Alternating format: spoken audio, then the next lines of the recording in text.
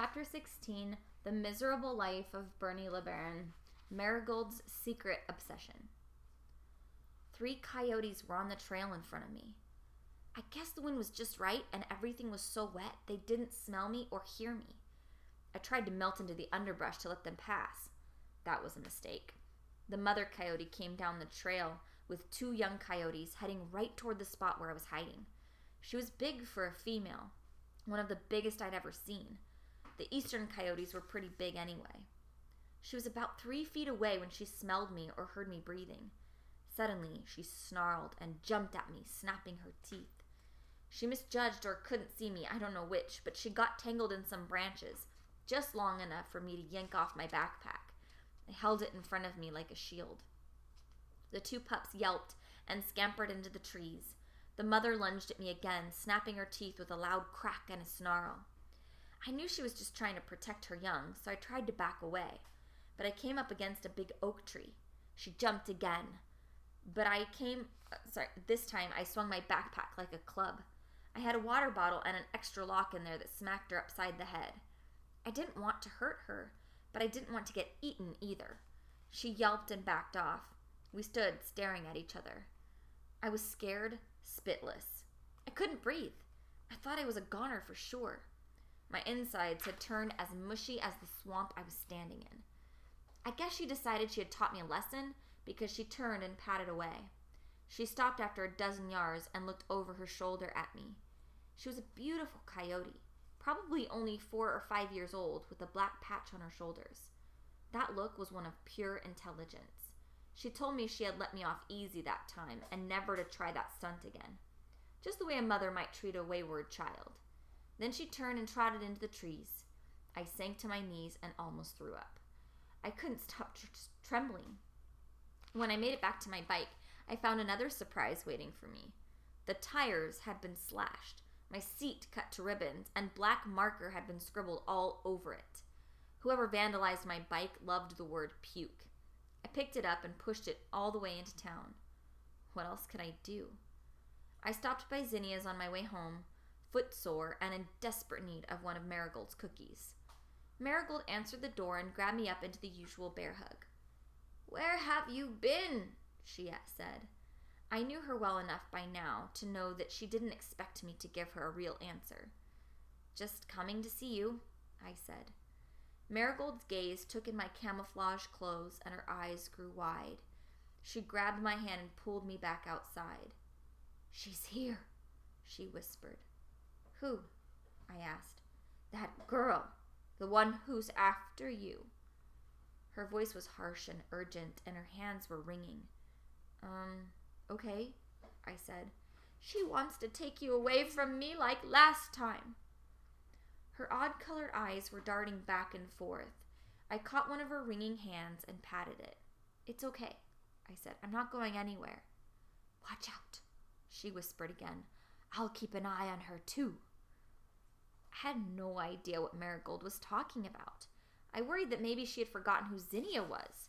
If she had, Zinnia would have to put her in an institution for sure. I tramped into the pink dining room, worrying about Marigold, only to find Tatiana sitting with Zinnia. Photographs of flowers and insects covered the table. Zinnia smiled up at me. "Afternoon, Bernie," she said.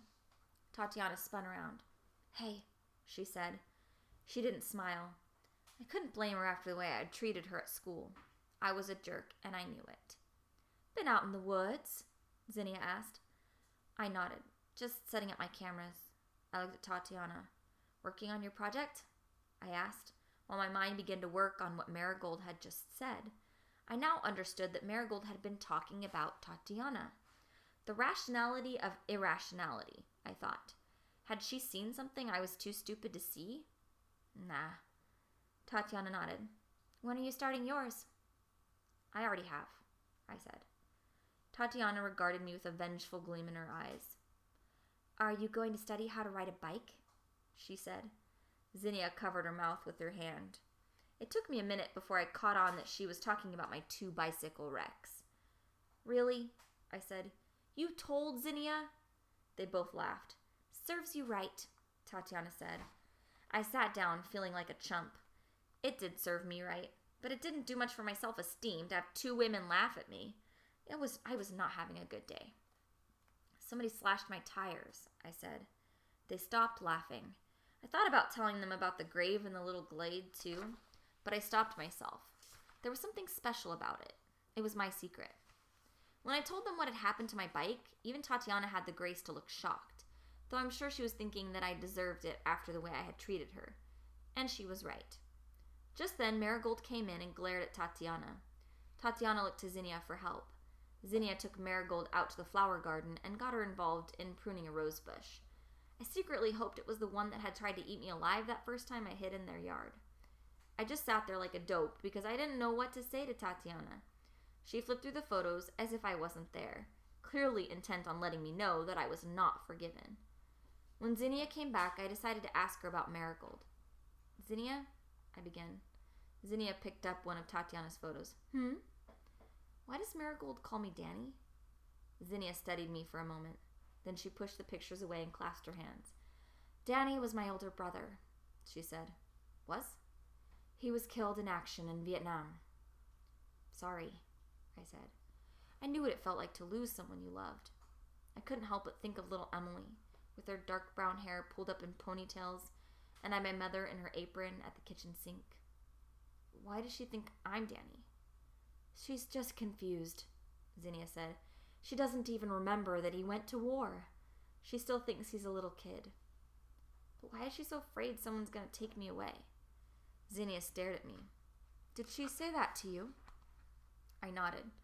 I didn't mention that what she had said was about Tatiana, because I wasn't sure just yet how Tatiana might respond. I was already in hot water on that front, and I didn't want to make things worse. Zinnia sighed. When Danny was about 18, he met a girl. They wanted to get married, but my parents insisted that he was too young. Danny ran away, married the girl, and joined the Marines. Zinnia stood and went to the mantel, picked up a photograph, and brought it to the table.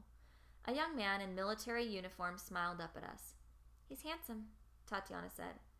Zinnia smiled. When Mom started getting Alzheimer's, she became obsessed with people taking her away. Now that she started calling you Danny, she must have transferred this fear to you. I glanced at Tatiana and decided to be reckless. Is that why she never talks to Tatiana? Zinnia nodded. I guess so. Tatiana frowned. I don't want to upset her. Zinnia put a hand on her arm. She's okay. I'll talk to her about it.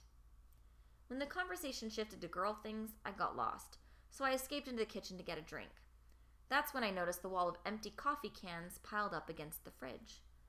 Zinnia, I called, when did you start drinking so much coffee? I heard her short laugh. They're not all ours. Come here and I'll explain. I returned to the table with several cookies in hand. After Danny's body was brought home, Zinnia said, the news about Vietnam just kept getting worse. Zinnia stood up to put the picture back on the mantel. We had people throw eggs at our house and put signs in our front lawn that said baby killer. Wow, Tatiana said. That must have been awful. Zinnia nodded. Well, Mom decided she was going to make a statement. Zinnia picked up another picture and brought it to show us. In the picture, a much younger and, do I dare say it, prettier Marigold was pulling a red wagon filled with flowers. She saved up all the coffee cans we used, and when Veterans Day came round, she put flowers in them and took them to the cemetery. She placed a coffee can of flowers by the grave of every Vietnam veteran buried in the cemetery. Zinnia smiled and laughed. She made quite the splash. Some people hated her, but she just kept going. Now we go every Veterans Day and place flowers by the graves of all the veterans. It's our way of remembering Danny's death, and it gives Mom something to look forward to.